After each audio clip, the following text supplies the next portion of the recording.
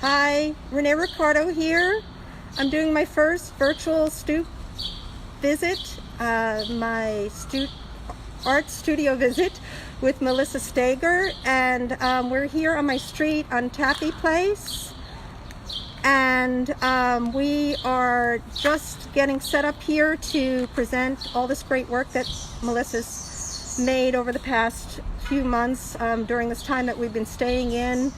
And she's an incredible artist. I've shown her work in the past at different spaces that I curate.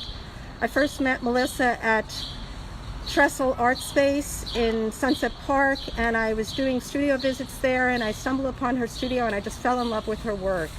And her work is always all across all mediums, and she's made ceramics and painting and installations in her laundry room, even in her apartment building here. She's always making different types of works in all mediums, and I just love what she does. And it's interesting because the idea of the rainbow is something that we've been seeing themes everywhere in windows of children across the world painting rainbows in their apartment windows. And her work is totally of the spectrum of all the colors of the rainbow, and I just love what she does. So I'm going to show you some things, and we're just hanging out here waiting for things to happen. There's people hanging out watching.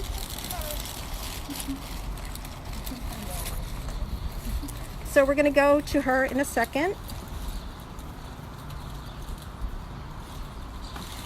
I'm trying to, yeah, there she is. Okay, hi Melissa. Hey, how's it going? We're both wearing masks, as you can see, and yes. And Melissa, tell me about, first of all, tell me about the street that we live on. How long have you lived here? Sure, I moved on this block to attend Pratt Institute for my master's degree. So I came here 2 weeks after, or 2 weeks before 9/11, so it's 2001. Moved in, actually in your building. And then lived in this building since about 2004. Mm-hmm. And you had your studio down in Sunset Park until a few months ago. Yeah, I was there about a year ago. I gave it up, but it was great. And tell me what else you were doing at Trestle. Sure, I was organizing art exhibitions. I had a residency for a year. They had a Trestle project. Which was fantastic. I worked with Rhea Hurt, who was the executive director at the time. And then I was teaching classes there, and then I started to help run the programs, their education program there. Mm-hmm. And so now, how do you feel working at home? Do you really like it? I do. I love being able to work really late at night and not worry about having to get home. Right. Yeah. Waking up in the morning, sometimes just working a little bit then. I teach, so it's very beneficial to kind of be able to teach a class online and then make work and teach another class. So it's kind of a really beautiful way to exist right now, mm-hmm. even though it's stressful for everybody. Yeah, so show me some of these new paintings that you've been working on. Sure, I have this one. Okay, let's go see. Upstairs. That's coming down. It's a very new one, and it's making its way. Who's that up there? That's my husband, Rito Stuber. Hi, Rito. And he's hoisting down a painting, almost. Thank you. Be careful. Beautiful. Fantastic. Thanks. Delivery. Painting delivery. Painting delivery. We can social distance painting delivery. Yeah. And every time she takes one step forward, I have to take one step back. We're doing six feet away. Definitely. So this is a painting that I use collage underneath of, and I use very textural paint on top. And so I was thinking about, if you think about like a rainbow spine, you were kind of talking about the rainbow before. Mm-hmm. If you were to see this and think of like a spine and like how we're supported by our body, supported by the earth, I would love people to think about that. When they Can you hold it a little forward? Like, sure. Yeah. Great. Yeah, that's really beautiful. And how is it made? So it's made with layers, and so there's a paint, collage, and then there's just paint on top of that with tape. I use a lot of tape to mask shapes. Fantastic. So let's see these other pieces that you have down here. Sure. So I have these. I was in a spurt and I made a lot of work. Once I started to, after the transition, it was kind of a shock. And then I started painting and I felt better. So these paintings kind of all came out of that. There was one down at the end that was already made. I'm gonna come down here to show them. So there's a painting, the furthest painting was something I made about a year ago, or this fall actually. So you can kind of see the paint's not as thick. Hi, how you doing? Hello. It's not as thick, and so I've been kind of working towards making it thicker and thicker. Wonderful. Okay, and then this piece? Yeah, so this was, I started it for Underdonk, which is an artist-run space that I worked at, co-director there. Underdonk, it's UNDERDONK in Bushwick. And we had a show called Purple, so the idea was to make these purple paintings. So I had lots of purple paint. Wow. Make all the different purple paintings. So that kind of came from that. Purple was an activist in the East Village, and he had this incredible garden that was like a yin-yang garden. It looked like the yin-yang symbol, and he used to ride around the East Village with purple clothing on and everything in purple. So that's fantastic. It's interesting that this idea of purple is a powerful connotation. Thanks for talking about him. That's wonderful to learn about people who do things like that. Yeah, look him up. Totally Having some technical. Okay. So yeah, show us around. Sure. So here's, I love to also dabble in ceramics. So here's some pieces that I've made. And I made a lot.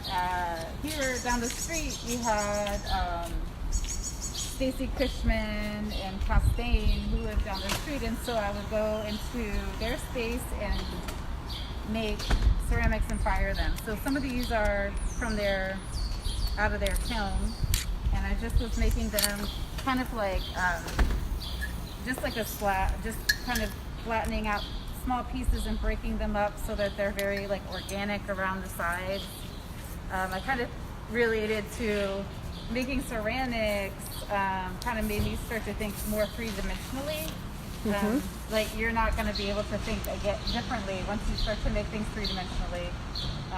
And it's just really fun. Inside is like a shiny glaze, and this is like more of a matte on the outside, and I sign at the bottom. Beautiful. Actually, Emily Noel Lambert said, "Great dress." Hi, Emily. I know she would like these colors for sure. She's also an amazing artist and makes such beautiful paintings. And she has a painting at the Purple Show that's still up at Underdonk right now. Oh, that's great. Emily is someone I admire, and I've shown a number of times, and I really love what she does. Yeah. She also runs that time of the month. They're also on Instagram, and they have a women's art group where you can sign up and see inside of artist studios, and it's amazing. Yeah, so these are little hot peppers that I'm going to leave. Yeah, those are little seedlings that you're going to leave out for people because you love planting things. Yeah, exactly. With little, like, that's a citrine stone inside. And this is a little abalone shell. I had a rattle that someone gave me, so every night at 7 I was rattling it, and this fell off. So that's been used, and I thought I'd stick it in there. Melissa, tell us about your tarot show that you organized. Now, do you read the tarot yourself? I do. You do readings. Yeah. I'm not a professional reader. I do it for friends and family. I love getting professional readings. So I curated Pamela Coleman Smith is actually the artist who illustrated the Rider-Waite tarot deck. And not a lot of people know that. A lot of people have read that deck and didn't realize that a female illustrated them, and specifically her. She was just this amazing person with a big personality and a big life. And so she attended Pratt Institute right around when it first opened. Which was when? It opened right around the turn. It's like 1800s to 1900s. Yeah, and Pratt is 2 blocks away from here. Yeah.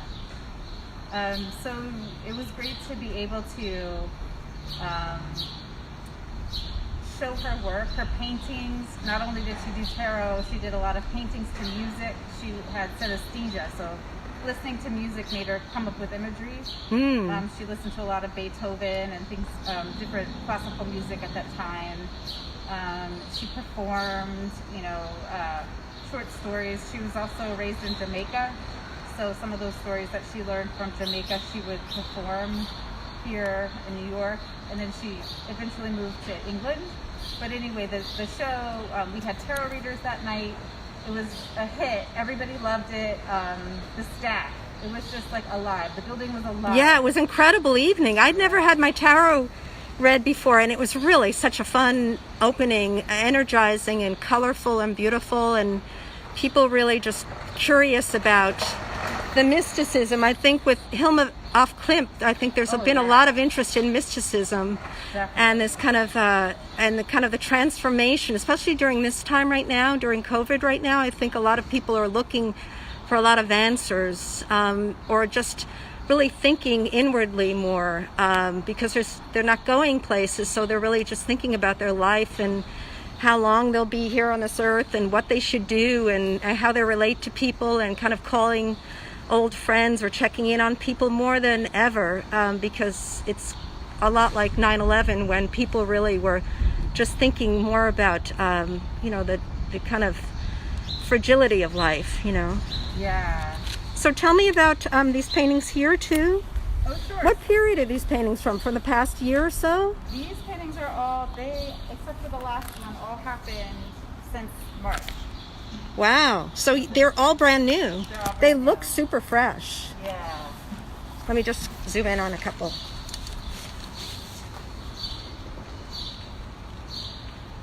And when I look at them, they almost look like something like you're looking through blinds into a landscape or something.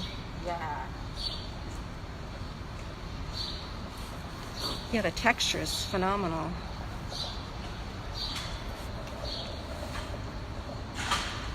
And then we hung a couple of little ones on the railing here. This one I feel like is a big tear. I feel like I was, sometimes during this, you just feel this overwhelming sadness when you turn the news, on, and it's just unimaginable. It just, it's like being in the city, I feel so disconnected because I haven't been to Manhattan, I haven't gone around, and then Right. you see pictures and it's like this disconnect. Then you would hear the numbers and you're like, I can't even imagine, I can't. And this, I feel like sometimes those types of shapes come out. I've made images about tears before. When my friend Costain died, I made a bunch of things called Weep, just like the sadness that you feel when you lose somebody. I know a lot of people are going through that right now. Yeah, and Costain was our neighbor that lived just on the corner. Yeah. With his partner Stacy Cushman, and we used to just all kind of congregate on the corner here and see him painting and putting all his ceramics out. And Stacy made incredible ceramics and jewelry, and they also had a studio downstairs in the basement of this place, and kind of transformed the space head to toe with ceramic flooring and ceiling and ceramics everywhere. So this good friends of ours. Can we go down there for a minute? Yeah, totally. we'll just keep an eye out for this stuff. We'll just say, So, no, you can't. yeah, take you can it. do. So hey, let me follow you here. Maybe I should go next to you here. Here. Okay, slow down a little bit. Oh, sorry. Yeah. Okay. Here we go. So there's some stuff here, but you can see all the pots that they made. Inside here, there's some garbage. Normally, if Stacy's here, she'll clean it out, but she's been in Florida. But Yeah, these were like all these shells down here, or little flower shapes. Actually, they're little flower shapes. Yeah, totally. But all these things just exist on the street, and everybody is very mindful of everything. They don't try to do anything. Totally. Sitting here, very comfortable. Yeah. And these are planted some nasturtium plants, so they're growing. They'll bloom and gather. Yeah. So. Yeah, these are some plants that that Melissa Hey, planted. Eddie. How's it going? Good. I like the art. Thank you. Thank you. Yeah, let's see these beautiful Yeah. pieces. So yeah, Incredible. these are like Costain and Stacy's. This is a Costain for sure. All these pots. Trying to see if there's a Stacy out here. This is a Costain, like this space. Fantastic. And here, this is something Stacy brought. I know that's a Stacy find. That's a real thing. Yeah, so that's great. Beautiful. Thank you. You're welcome. This is Stacy. Here we go. These like forms, and inside the pot there's a bunch of forms. So that's great. Let's go back to where your area is. Cool. And let me. Okay.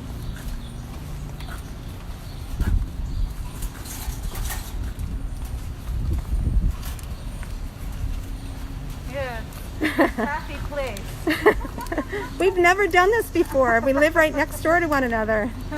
It's really fun. It really is. It really is.